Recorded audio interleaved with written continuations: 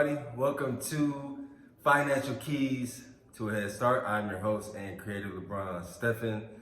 And of course, for the namesake, I have the owner of Headstart Coaching and Consulting LLC and branch manager here in Charlotte, North Carolina at Fifth Third Bank, Wesley Head. Thank you for carving out the time. TV land. Anytime. Yes, sir. So I want to make this a quick prelude. We are your regular corporate guys. Financially, we've been self-taught. So we're not experts, we're not gurus, we don't have a bunch of certificates, anything to that nature. But as we learn and grow with financial literacy, we want to give the game to you all. So this is how this partnership came to mind. And so this would be a 4-part series. We got how to start a business, part 1, how to build a relationship with the bank, part 2, how to leverage credit, part 3, and budgeting, part 4. So we'll discuss, all those parts for 5 to 8 minutes. Give you all some game on what we've learned over the years. And yeah, who's ever interested, make sure you like, share, comment with any questions on the YouTube channel. So we'll just dive right into it. First, how to start a business. So, Wes, break that down for me. What is your first action step when you start a business? I know you got to register with the state, things of that nature. But then, how do you start a business account? Break that down for us. So, man, you gotta know what you want to do for one, and how you want to have your business structured. Right. Because depending on how you have it structured is depending on documentation you're gonna need. Mm-hmm. So typically the easiest thing to do is like a self-proprietor or sole proprietor, because you don't need any documentation. You just need your social security number. Right. What I most commonly see is LLC. Mm-hmm. And just for like banking purposes, when you want to start an account, every institution is different. Right. So say for example, you will have to register with the Secretary of State wherever you live at. Mm-hmm. Here in North Carolina, where I am, Georgia, wherever you stay, Ohio. Okay. Have your active status shown. Say for example, if you have LLC, one of the documents with that is your articles of organization. Right. And when you go to the website, I kind of walk you through. What's that? Like I want to start a business, tell you what documents that you need. You have your articles, you go to irs.gov to get your EIN number, right? Yes. EIN stands for what? Employer ID number, identification number. Right. And that's really it as far as documentation, at least with my institution, but that can vary. Okay, and so what I noticed, especially in the Black community, is people buy LLC and they say, I'm a business owner, I'm a boss. But what is the next step? Let's talk about opening a business account. What exactly do you need to open a business account, and what bank should you go to? I mean, I know you're probably a lot more privy to Fifth Third because that's where you're at, but what are the action steps for our viewers to open a business account? Not a personal account, a business account for your business that you're creating. So you're gonna need your EIN number that you get from the IRS. You're gonna have your articles, organization from the state that you get.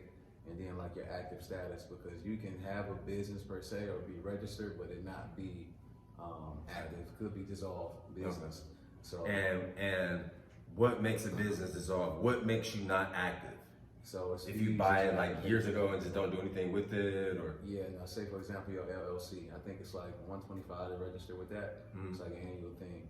So it can show it's like a dissolved business with you, even though that you're operating, but just from a banking standpoint, you gotta have that active status. Okay. And that's it. That's okay. it. Right. ID. You want to fund your account, and you can do that at any bank, man. Right. I'm more privy to the bank I'm at now, but I've worked at other institutions. Right. And it's all pretty much the same. It's all about the relationship. Right, all the same language. So, okay, so we launched our business, we got our business account.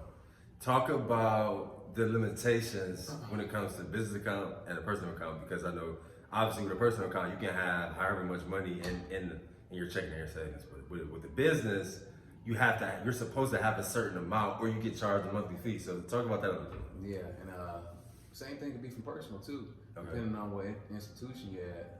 Some accounts you have to have like a average balance in there, or some type of requirement or stipulation, something to waive the fee for you to earn out of that. But with the business account, typically it's always like every account is gonna have some type of earn out. Right. So, but I know for our accounts, just for like a standard account, you're talking about maybe what $3,500 in their average balance. Right. If you dip below that at any point, then that's when you assess that service charge. Right. And the service charge is $11. $11. And that's just for the basic, and you know, depending on what tier you're in, depending on how many transactions you're running. Okay. If you're doing cash transactions, Right. that goes up, you know, up to maybe $25, or some accounts and other institutions maybe more. Okay. So the goal is to, if you don't want to pay that $11 monthly fee, to keep your balance over $3,500. Which, let's be honest, how many Americans are able to keep their banking accounts over $3,500, right? Like, not that many. Right. So that's a very important point that I wanted to expound about. So what did we talk about? We talked about how to start a business, how to open a business account, and the rules and certain nuances for keeping a business account active. So I think that's all I had. Okay, last thing. How do you establish business credit? Not personal credit, but business credit. How long do you have to have an active business? How many transactions, how much revenue do you have to bring in from your business to say, okay, I think now I can apply for a business credit card and start to establish business credit for my company? Good question. So a lot of times, man, that business credit is not a lot of times, all the time, it's a completely different scale than what you have with your personal credit. Right. D&B, Duns and Branch Street. That's that's the company that runs your business or finds out like when they because when you apply for a credit card, personal credit card, they run your credit, right? All three branches, Experian, TransUnion, and Equifax. So the company that you just named, that's equivalent to TransUnion or Experian, but for business credit. Similar, yeah. Okay. Yeah, you have to register with them, and then they'll start reporting and such. Right. But what a lot of folks don't know, business credit, say if you have your EIN number and you just started a business, and when you go apply for a business credit card, it's going to go off your personal credit worthiness because you don't have anything. You haven't really established, right? And that was actually a question that I did have, because I have a friend who started a fitness company. She's a trainer, and she told me that she got approved for a solid limit business credit card, but she literally had just opened her business like a month ago. Like she had just started bringing in revenue through her business only for like a month. She was only active for a month, and I was like, wow, how did you get approved for that so fast? You only been open for a month, so now that makes sense because they went off her personal. Okay. Because when you submit the application, you have to put in your EIN number and your social security number. Right. So they pull business and they pull your credit as well. Well, yeah, they pull your credit worthiness, and that's how they assess you. Right. And how long do they assess your personal credit before how long do you need to be in business before they can assess your business credit, like 1 to 2 years, or? Well, depending on what you're trying to do. So if you just want to get like a credit card or something like that, you literally can go open up, register your business, and not do any business per se, but have your EIN number, but as long as you have history with your personal credit, that's what's gonna go off of. But when it comes to like lending from a bank, it varies. Like typically they might want to see a couple of years, 2 years of you operating, before they want to take take that chance. Yeah.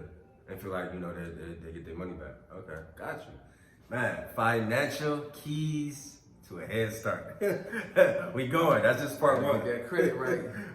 That's just part one. I hope I'm almost positive that someone can take something from this. This is why I kind of just had this creative spark and wanted to do this 4-part series, because Wesley is very knowledgeable when it comes to these things, and he's helped me tremendously in the last 13 months. We started doing business. He started helping me with my credit and leveraging credit and things of that nature. October 2020, here we sit in November 2021, and you know things have gone to 360 for me, right?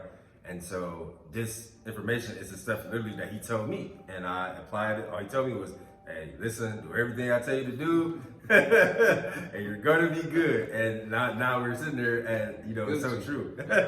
So I hope that you know you all can take something from